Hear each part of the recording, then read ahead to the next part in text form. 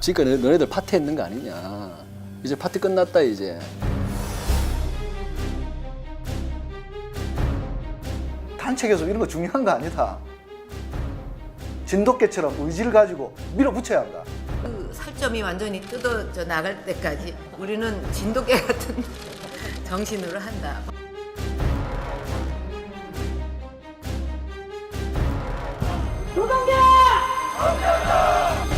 가장 최전선에서 싸웠다.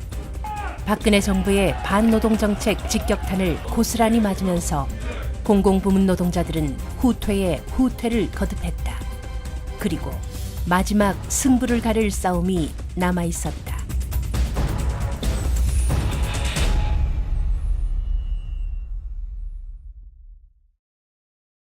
뭐 그대로 표현하자 완패였다.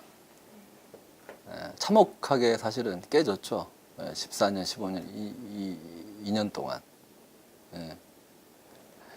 인피제를 합의하던 날 저녁에 다시는 진짜 이런 상황에 놓이기 싫다. 그때 정말 눈물이 나더라고요. 방만경영 정상화도 임금 피크제도 정권의 프레임을 넘어서지 못했어요.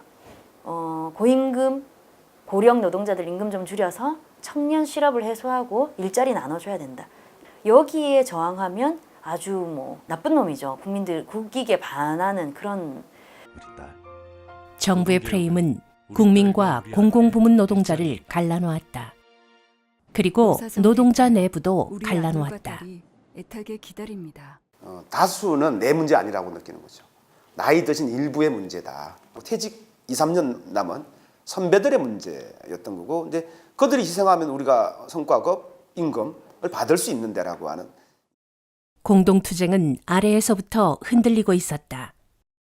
정부가 기관별로 압박을 가하자 노동조합은 하나둘 각계격파 당했다. 빨리 합의하는 조직에게는 돈을 더 주겠다. 어차피 합의할 거 빨리 합의하자.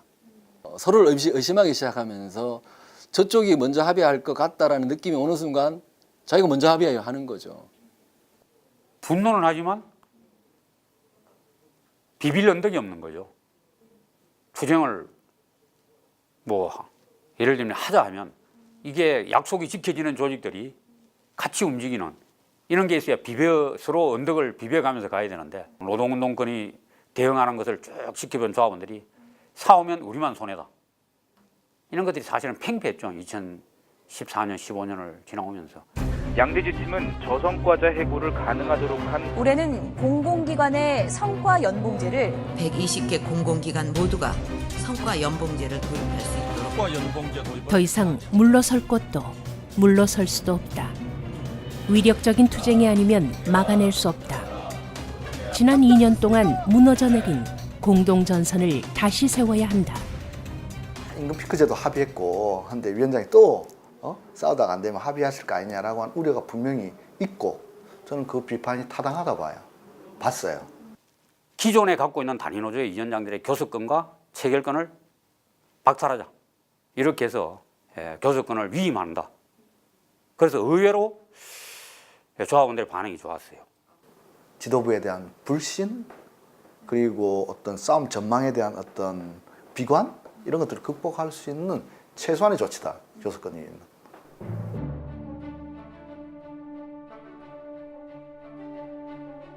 정말 파업할 수 있는 노조, 그리고 파업을 만드는 노력을 할 수 있는 노조, 요런 이제 단계별로. 총파업이 안 되는 조직은 간부 파업이라도 조직하고, 간부 파업이 안 되는 조직은 총회라도 조직하고, 그것도 안 되는 조직들은 간부들이 버티고.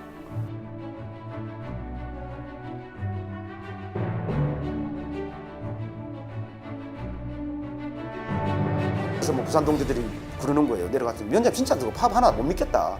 걱정하지 마십시오. 이번은 제가 약속 꼭 지키고 지난 민폐 이번에 보답하겠습니다. 전면 총파업에 돌입한다.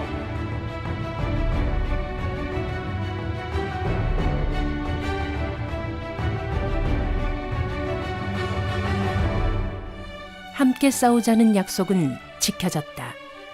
힘있는 노조, 큰 노조들이 기꺼이 싸움의 전면에 섰고, 파업 경험이 없는 노조들도 모든 역량을 쏟아부었다. 산별노조답게 제대로 싸워보자는 결의였다.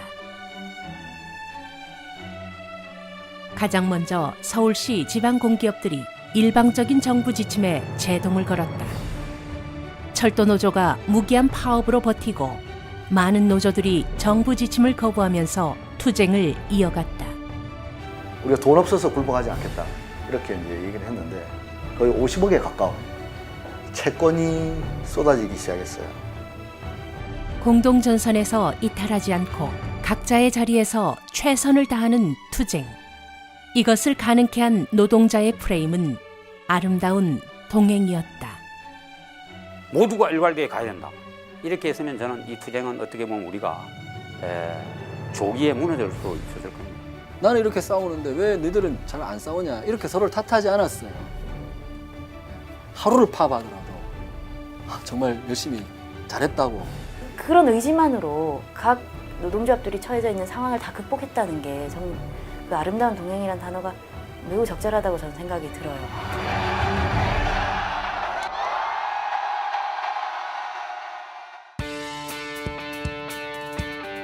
교섭권 집중에서 총파업에 이르기까지 함께 싸워 함께 승리한 산별 투쟁이었다.